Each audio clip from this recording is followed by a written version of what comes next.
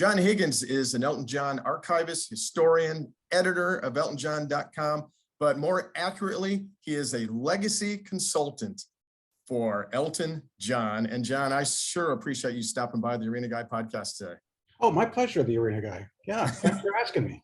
Fantastic. It's really exciting to have you here because you are archiving as best you can, and I'm sure it's endless research going back into in time to really find out every recording date, every concert date. And it's kind of funny. I kind of joked earlier, and you said that recently in a conversation that you actually know more about Elton John than Elton John. Yeah, he told me that. I don't know if I believe that, but he said it. Yeah, but just listening to you describe it, I want to take a nap. It is work intensive, isn't it? Because in the earlier part of his career, a lot of these things were not documented. Nowadays, we know, we've got the online resources and so on and so forth. We know locations, dates, and everything. But like in the 70s, maybe even in the 80s, I don't know, maybe even the 90s, a lot of this stuff was not documented. Very true. Or if it was, it's been lost to the history of some box and some, shelf in some warehouse somewhere. So yeah, thank God for the internet. And I'm still finding concerts or appearances or events from the 70s. You would think that as popular as he was, that all that stuff would be known, but at least not to me. And you're right, 80s and 90s as well. So I find it's a never-ending task, but it's obviously a dream job. It's fantastic. Yeah, I think what's interesting about it is, who would have thought Reginald Dwight would have become Elton John in the first place, and having a couple of hit records in the 70s and early 70s and all, and then grow into the mega superstar and Sir Elton John. So in the early days, all of the concentration was probably, and focus was put on developing himself as an artist and wasn't archiving as much. And now that he's become the mega superstar, everybody wants to go back and learn the entire history. Well, I hope everybody does. But yeah, when he was so popular in the 70s, when you couldn't, pass a car that had an open window without hearing an Elton John song coming out of the car radio, they were so busy doing that they didn't have time to, in a sense, document. I mean, 2 albums a year, and when they weren't recording, they were on tour, and all over the world. So the pace prevented them from really, laying down what they were doing. So in a sense, I'm playing catch up, but and I can't think of another artist that has that amount of success or product over that stretch of time. Maybe you can correct me, but I can't think of No, it's unbelievable the amount of recording that was done. In the early days, he was still having hit records, but still doing some session work and touring as he was, and developing his career, not only in England, but over here in the US. The output is if you really want to get exhausted, more than a workout at the gym, it's to read everything that he did in his first, 5 or 6 or 7 years of his career.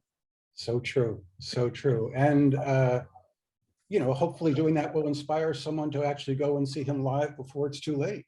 Yes, and so that's a good lead in, because this Farewell Yellow Brick Road tour is an awesome tour. It's an awesome show. And it's also kind of bittersweet because this is the last tour that he is going to do in his career. And unlike Kiss, Cher, Barry Manilow, some of these others, I actually believe him. And maybe we can talk about this before we talk about Elton's history in Columbus, is that I believe he's done with the big tours. I really do believe him. Now, where people get confused is they think that Elton John is going to go home and not do anything, and he's retiring totally. Well, obviously he's not. He's still going to record. He's got a couple of Broadway shows in the works. And I think he might actually end up like a George Strait. We did him a couple of years ago, and he retired from touring. But he handpicks 4 or 5 shows a year that he wants to do. And Elton might play Madison Square Garden, or he might play a theater somewhere, or he might do a residency, but the big tours are done. Do you agree with that? Yeah. If we are to take him at his word, and I very much do in this case, yes, this has always been a 3-year, when it was first announced, a 3-year farewell tour. And then afterwards, yes, after taking maybe a little time off, like you said, he may do a one-off show somewhere or a residency, a shorter residency in Las Vegas. He's already done 2 very successful ones. But it's the traveling that really, he's done doing. And you have no idea how much this man travels. I have no idea how much he travels. It's unbelievable, the distances he goes to do a concert. He did a few days ago, he did Newark, New Jersey. And then 2 nights later, he was in Hollywood, Florida, basically Miami. And then 2 days after that, he was in Brooklyn, New York. So, I mean, that's not something that a normal person does, I don't think. No. So, yeah. And then mention the fact he's going to be 75 in a few weeks. And COVID has, put such a wrench in this, obviously. I mean, anybody who's watching or listening to this, has put a wrench in their lives as well. But whatever plans he may have had originally, I'm sure are being retooled, weekly. So this is still his final tour, as you say. But what's going to happen after it is anybody's guess. His age is not, working for him at this point. But I mean, if you see him in concert, his energy level is still unbelievable for basically a 75-year-old man. Yeah, it's unmatched, and I'm actually excited for what the future holds, because I think with the success of Rocket Man, the autobiography, the Lockdown Sessions album, and Cold Hearts and all this stuff, he's reinvigorated, and I feel like he's got this energy that is going to blossom into some great stuff in the future as well. The man can't sit still either. He just can't. He does a little bit more than he has in the past, and he very much wants to spend time with his children, who are growing up, quicker than anybody expects their children to grow up. Obviously, that's just the way it works. So sitting still for him is still very, very busy. Yeah. And Cold Heart has, done unprecedented work, literally, on both sides of the Atlantic. The chart positions with Cold Heart and the Merry Christmas thing with Ed Sheeran and so on have put him at #1s in the same month and the same year, which is, for all his success, something he's never done in the UK with that amount of regularity. So yeah, it's a what career is he on now? 3rd or something, At least, yeah. But he likes to say, he's always been busy. He's always been doing something. Something is always, even in the slow times, there was something going on. So the Farewell Yellow Brick Road Tour, he played the Schottenstein Center in 2018, which was amazing. It's one of the rare shows that I sat down and watched from start to finish, because usually I'm working these events. And it was fantastic. We recently, a couple of days ago, we did Dua Lipa, and I did not expect her to do Cold Heart during the show, because Elton's not there, but she did. And she performed Cold Heart, and Elton was on this giant and no spoilers as to whether Elton will do it or not, but it's possible. And Dua Lipa did it, so she appreciates that success of the song and her association with Elton John as well.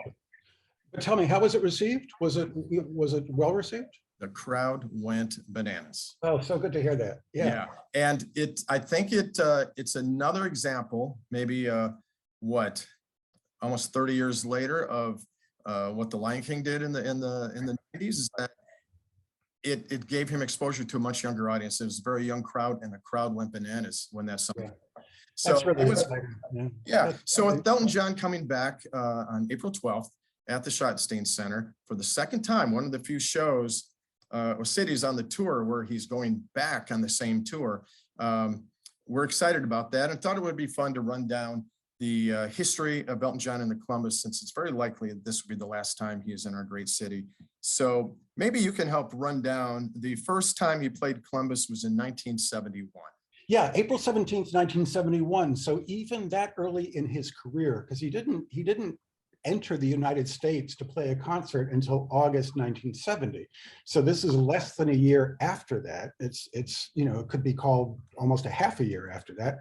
And I think it's already his third tour of America. He really hit America really hard, especially after sort of getting such fantastic exposure in the first shows in Los Angeles in 1970.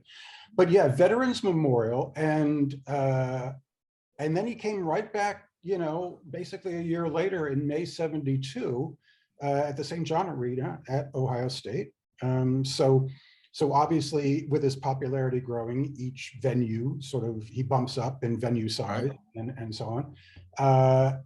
And that, I didn't even do the math. That is probably like his 5th tour of America by that. And we're still, you know, a year and a half. Which is crazy because like even the first time he was here, people knew your song at that point. Yes. And your song and maybe a couple of other things, but he wasn't the superstar yet, but boy, was he creating a buzz. That's very true.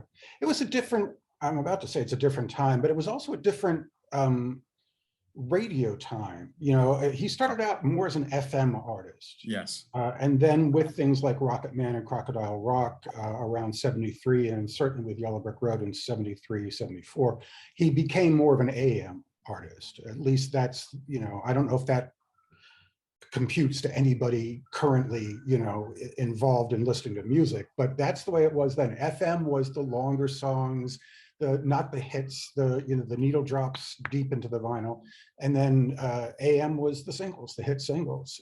So even with just quote unquote FM popularity, he didn't say no to a gig. He just didn't. And he was, I mean, it's hard to imagine now, but he was tootling around on his first American tour. He was tootling around in a station wagon, basically, with a driver who was also the guy that booked the hotel, and also, you know, sort of the gopher. I hate to use that word, but sort of the gopher, and, you know, 1 roadie and then 3 band members at the time. And now it's a little bit different.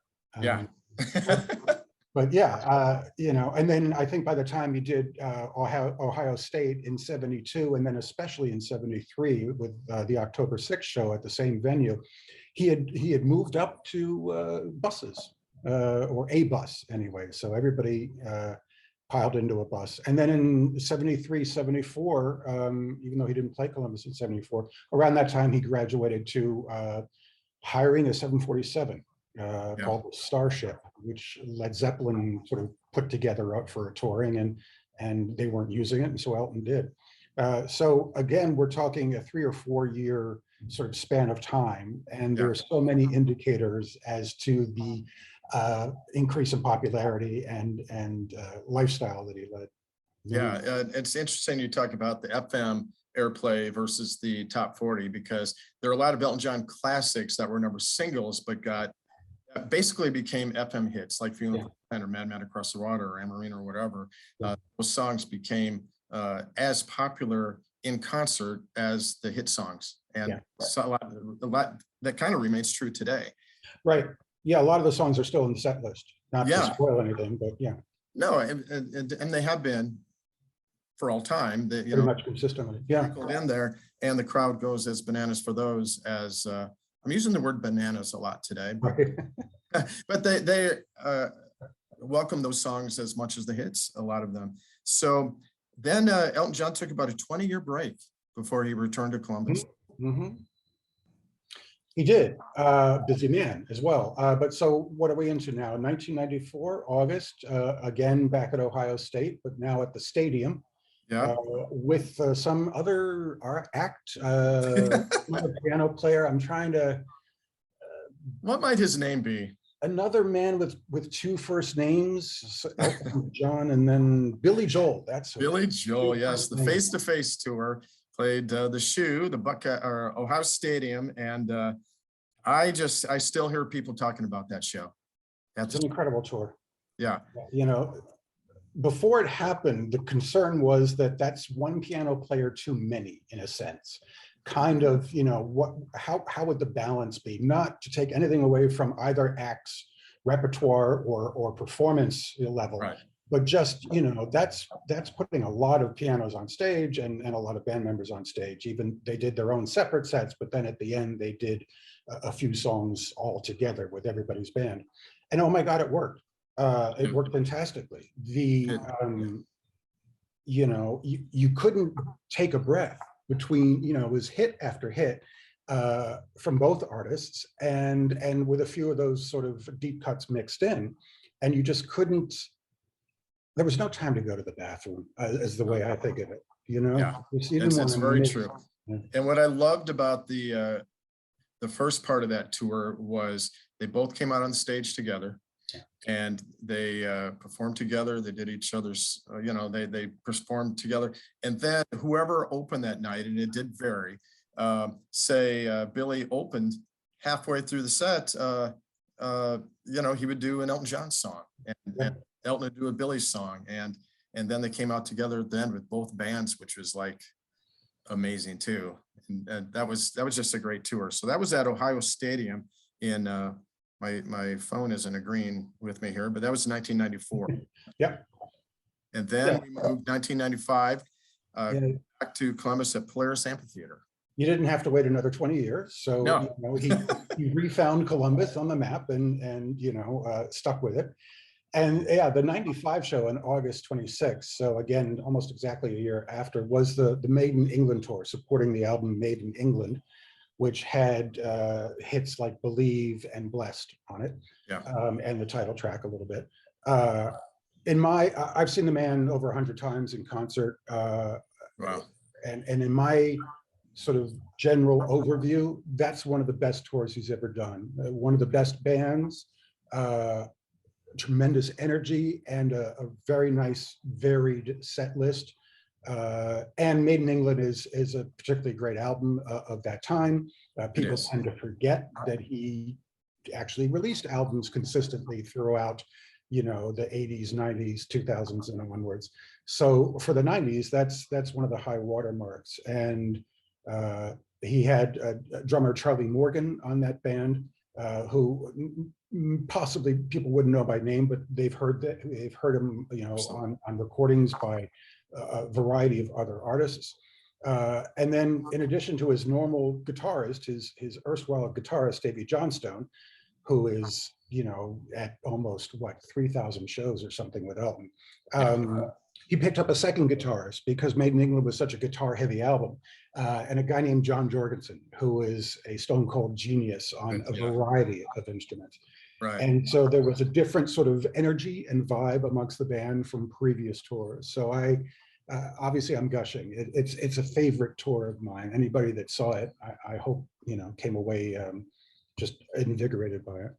I agree with you. It's one of my favorite albums, actually, and it's one of my favorite tours. It just was a stunning tour. So that's great. A great history there, too. He returned to Polaris, about 3 years later, 3 years and another week or so later at Polaris Amphitheater. And this time it was the Big Picture Tour, which is a time where he was in the news a lot.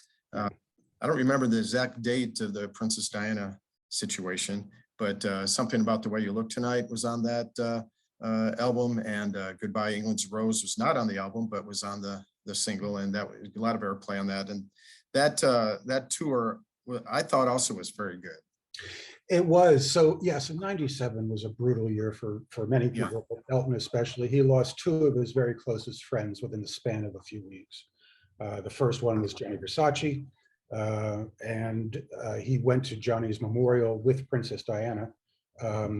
And there were photos of him in the papers of him sobbing on Princess Diana's shoulder, that she was consoling him. And then shortly thereafter, she died or was murdered, or however you want to call it. She left us, sadly. So all that to say, you're right, he was in the public eye a little bit more than he had been before, but not for reasons that anybody would want.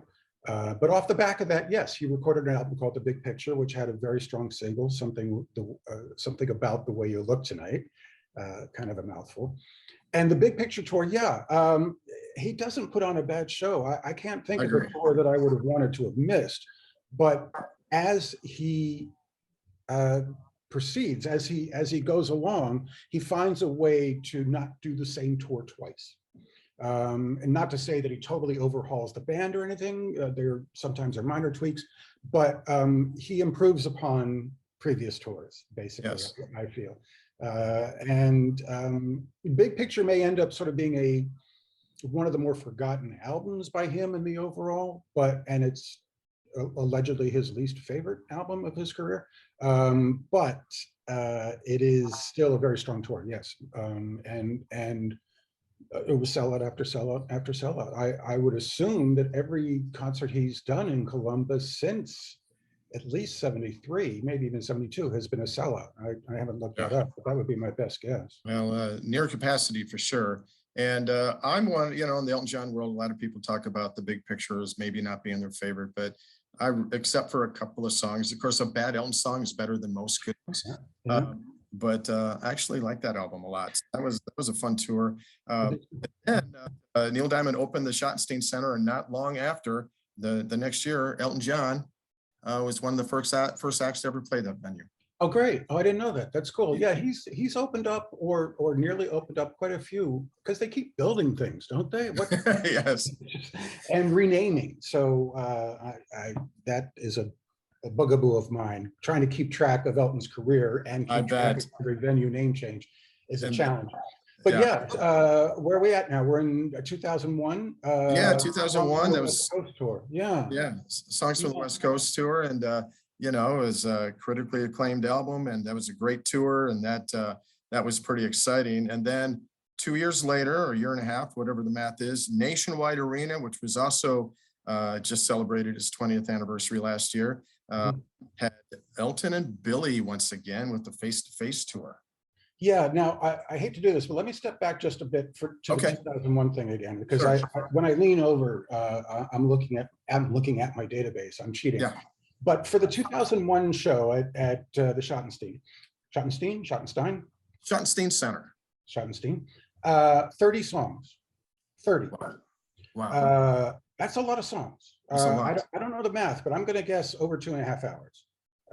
So again, you know, he doesn't rest. There are no laurels to be rested on in his professional life or even private. And I'm noticing that for some reason, he played the Star Spangled Banner at that show, I believe as a sort of improv in Take Me to the Pilot. Okay. The show that he generally uses, he generally has a improvised warm-up to that song, beginning to that song, an extended beginning. And according to my notes here, that was part of it. So he did a variety of things. He started with Funeral for a Friend, Love Lies Bleeding, which is a traditional beginning for him. Yeah. But he also did songs that only you or I really are going to know the names of. The Wasteland off of Songs from the West Coast, Birds off of Songs of the West Coast. That's not a song he's played many times. Mona Lisa's and Mad Hatters, which he generally only plays in New York City because that's what the song is about. But so it was a fan friendly, a deep fan friendly set. Yeah. That's awesome. I love that history. I love going back to that. So as we move forward to Nationwide Arena, 2003, that was I lost my place here, but that was Face-to-Face as well. Yeah. And of course, I've got pictures from that show. I wasn't here then, but got pictures from that show in my office. And then returned to Nationwide Arena in 2005 as part of the Peachtree Road tour. So he played Nationwide Arena several times. Excuse me. Yeah, I'm assuming that was again the best way for him to play to the most amount of people. On a regular basis, especially indoors, which is indoor venues are much easier to control in terms of sound and everything. So Peachtree Road, again, not an album I think that every average fan or casual fan of Elton is really aware of, but also a fan favorite of many. And he is mixing in a lot of songs from this new album that are songs that the people in the audience may not have necessarily heard a lot, but hopefully would catch their ear, obviously, and they'd go out and buy it. It's an album that he is very, very, very fond of. And Peachtree Road is in Atlanta, and he has a house in Atlanta, one of a few in the world. So it was a personal album to him as well. And he chose to share it with Columbus, thank goodness. Yeah. Thank goodness. If you ever want to get lost, go to Atlanta and have somebody give you directions and say, okay, you'll take Peachtree, you make a left on Peachtree, and then you take a right on Peachtree, Peachtree Road, Peachtree Boulevard, Peachtree, everything. So, but that has significance to, you know, he was living there at the time. So that was Yeah. cool. And then he returned to Nationwide Arena again in 2009, again with Billy Joel. Yeah, so they didn't stop. They, you know, Elton at one point in his career, more than one point in his career, was doing 3 tours simultaneously. There would be nights that he would be playing a solo, just him with his piano. So he did, you know, basically a tour of that, but sort of folding into that or piggybacking on that, or what's the word I'm not remembering, he would do a band tour or a tour with just percussionist Ray Cooper, and then he would do the face-to-face shows. So he was flexing, I think is the way we call it. Yeah. He was flexing big time at the time.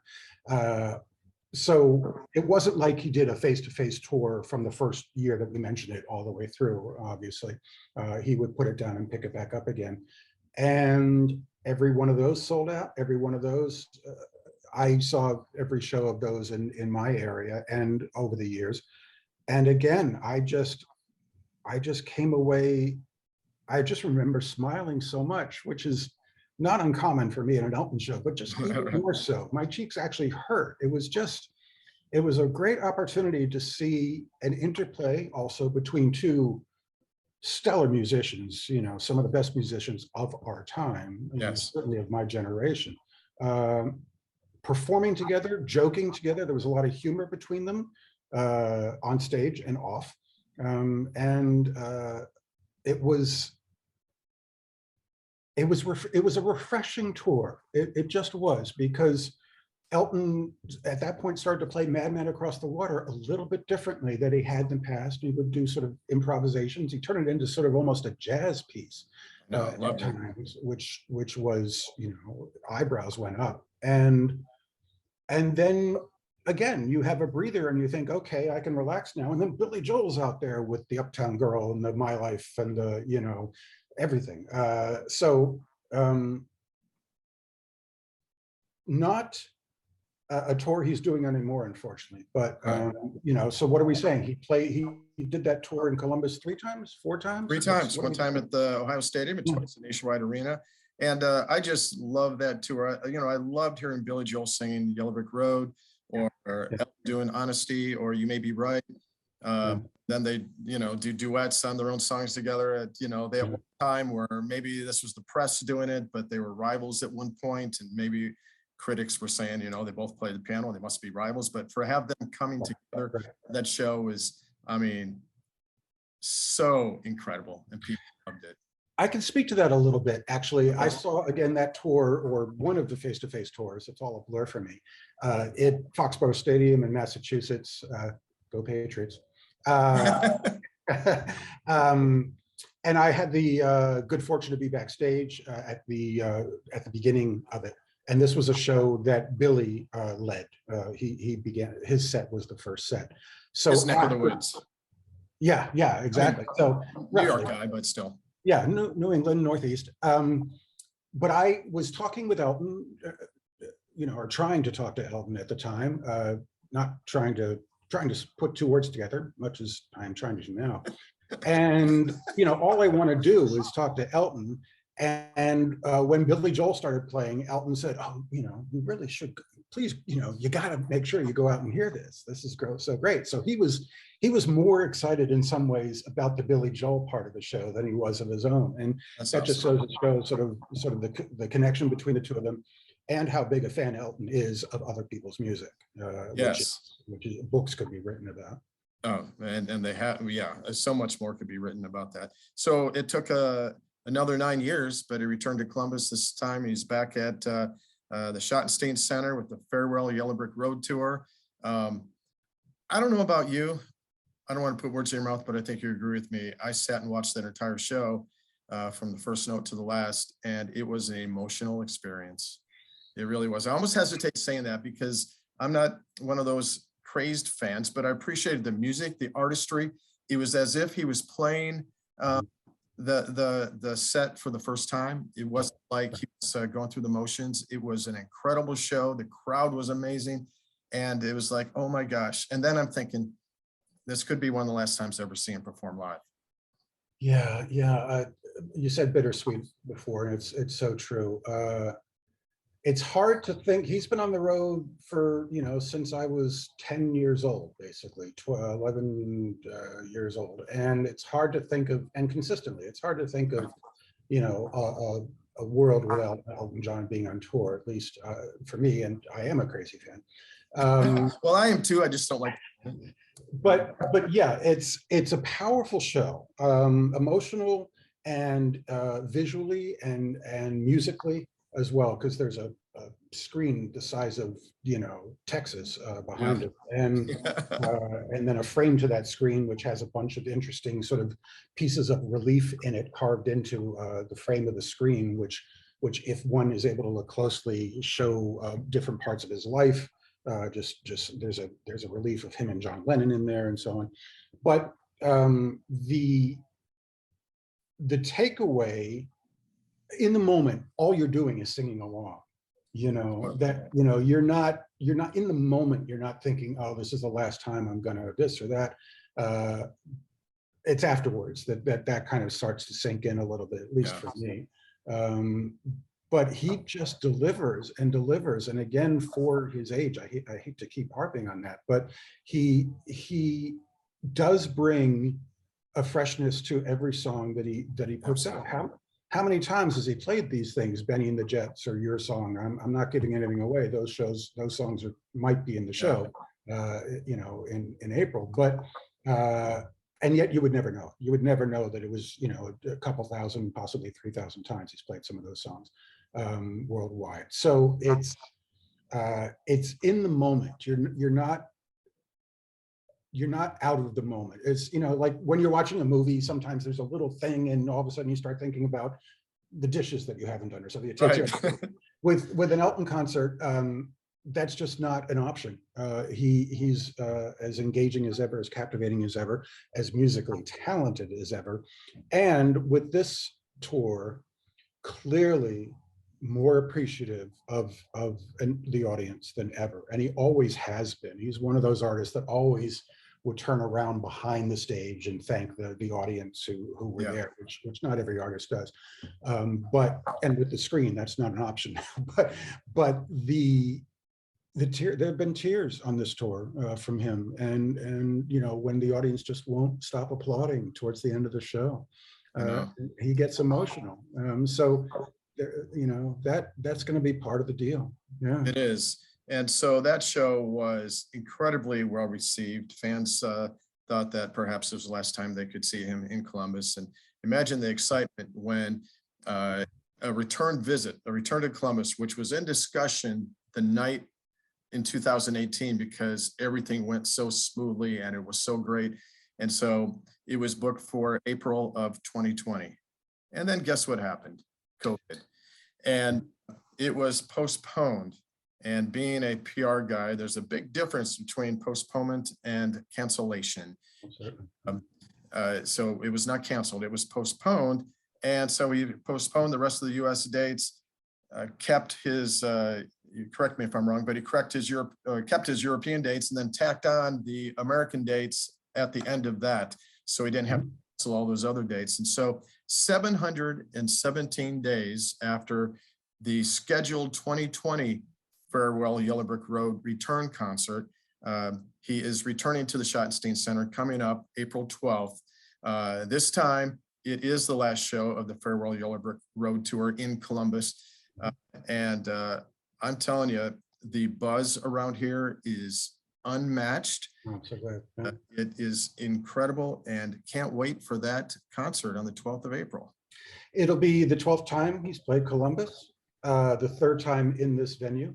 And again, to have him do 3 face-to-face shows over a 12 show span, that's a pretty good sort of percentage, actually. But yeah, it's so great that he was able to slip this one in. He's busy playing catch up with this tour. All plans were retooled.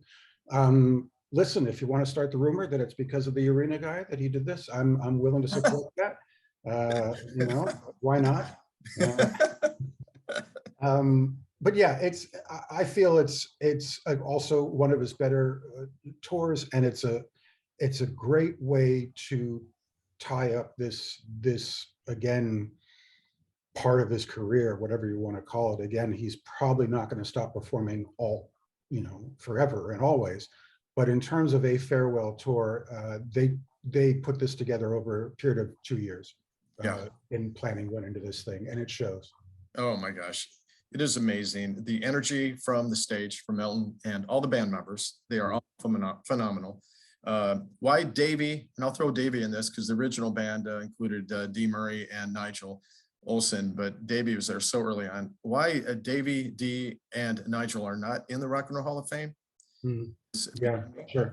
There are other bands that are in the Hall of Fame, and the other guys that have come along through the years. I mean, he's always had top-notch band members, and this band maybe his best ever. It's hard to say that because they've all been so good. Yeah. And then the staging and the lighting and the video and everything you described, the energy from stage and from the audience just gives you chills. It's giving me chills now describing it. Talking about it. Well, good thing you're not a big fan. It's remarkable how tight the band is, and yet again, not going by the numbers. They play with invigorating, with invigoration, if that's the right word, every night. I got to give a shout out to Ray Cooper. There's a percussionist in this world, people, named Ray Cooper. And if you've never heard of him, look him up in any way you possibly can. He's a second percussionist. There's a lovely man named John Mahon that has played percussion for Elton for a number of years now. And Ray has been in and out of the band, both in studio and in touring, since probably 72 or 73, certainly 74.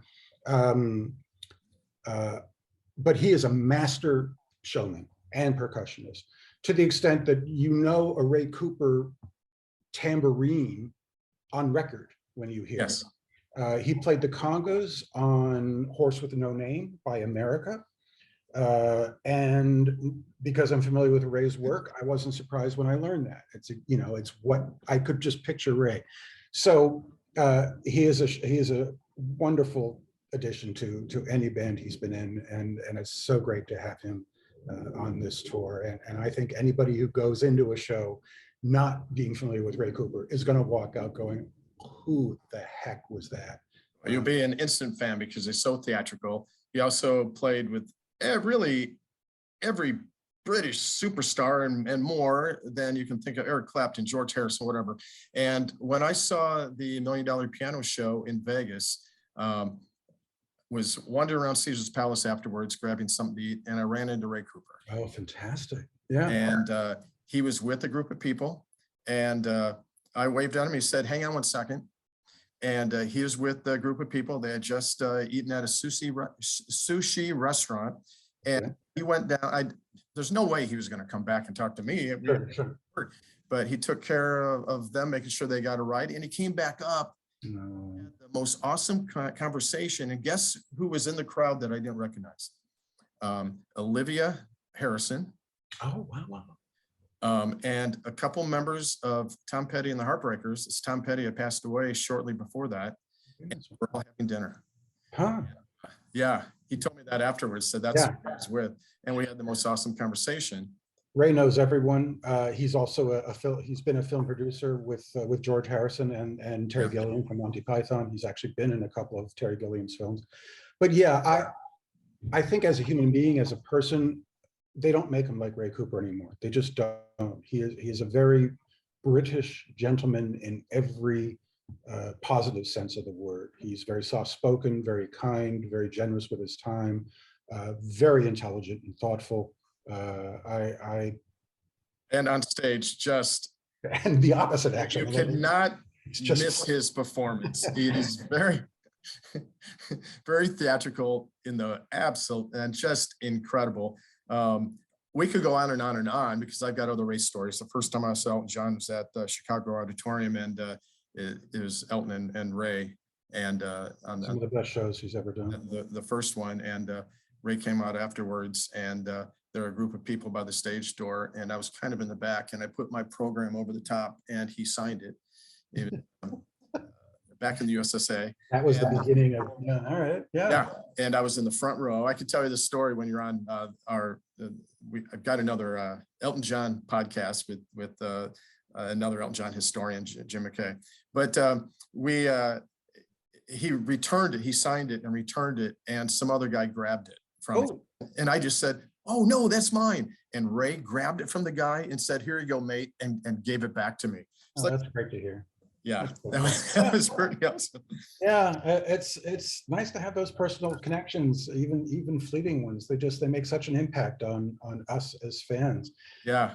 We've also gotten the band Nigel Olsen. So Nigel was a member of Elton's first touring band way back in 1970, and he did spend some tours away from Elton. Basically, Elton had other drummers on other tours, but to have that sort of consistency and classic drumming sound, you know, when you listen to "Don't Let the Sun Go Down on Me," sometimes you think of the drums, and that's Nigel Olsen. Or the drums to "Saturday Night's All Right for Fighting," that's Nigel Olsen. So it's this classic drummer playing his own classic parts, and sounding as good as ever, as Elton says when he introduces him. It's wonderful. And with Davey, as you say, being almost with Elton almost as long, since basically 71 or 72, you know, Davey's been with him pretty much consistently, and it sounds. It doesn't sound like the old tours because it's a different time, it's a different technology, it's a bigger band, but you can hear the core in there very strongly. It's not other people playing Elton John's music. Right. And that's why I argue, you know, the E Street Band is in the Rock and Roll Hall of Fame. There are other bands in the Rock and Roll Hall of Fame. If you go back to the beginning, and I'm throwing Davey in the mix because he's been there for most definitely, since he joined, and being musical director and such an influence.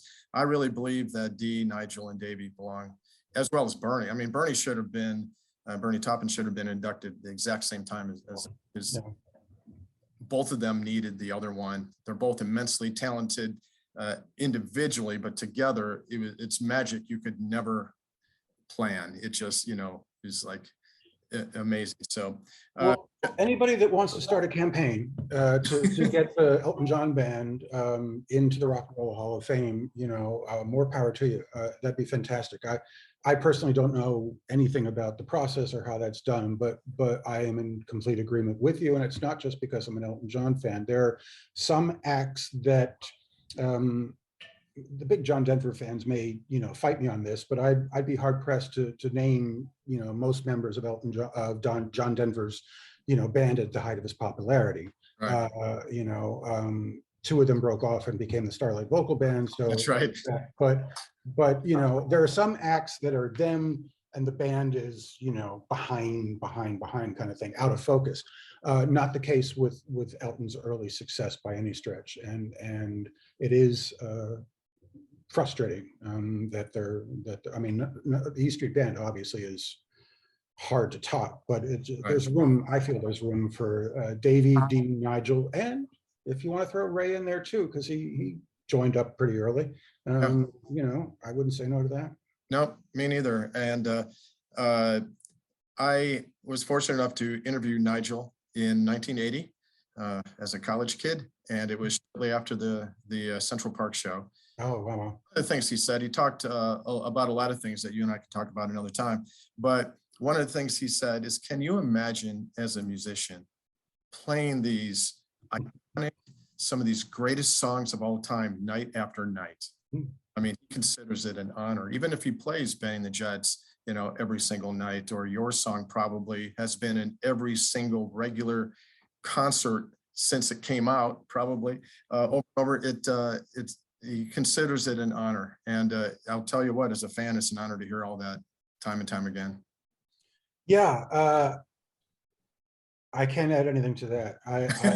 I agree with Nigel. I agree with you, and it's this synergy between audience and band, or audience and entertainers in front.